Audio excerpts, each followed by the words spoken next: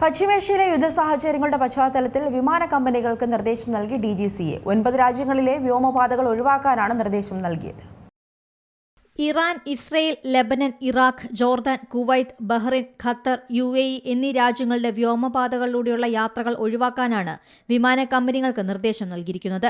9 രാജ്യങ്ങളിലെ വ്യോമപാതകൾ ഒഴിവാക്കും. ഈ രാജ്യങ്ങളിലെ വിമാനത്താവളങ്ങളിലേക്കോ വ്യോമപാതകളിലൂടെയോ സർവീസ് നടത്തുന്ന കമ്പനികൾ കൃത്യമായ സുരക്ഷാ മുൻകരുതലുകളും ബദൽ പ്ലാനുകളും തയ്യാറാക്കാനും നിർദ്ദേശമുണ്ട്.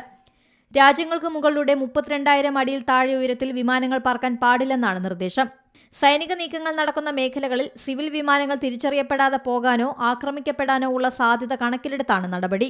DGCAയുടെ പുതിയ നിയന്ത്രണം ഇന്ത്യയിൽ നിന്നുള്ള അന്താരാഷ്ട്ര വിമാന സർവീസുകളെ ബാധിക്കും.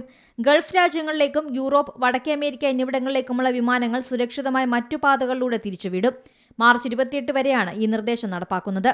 സാഹചര്യം വിലയിരുത്തിയ ശേഷം ഇതിൽ മാറ്റം വരുത്തും. National desk, C Malayalam news.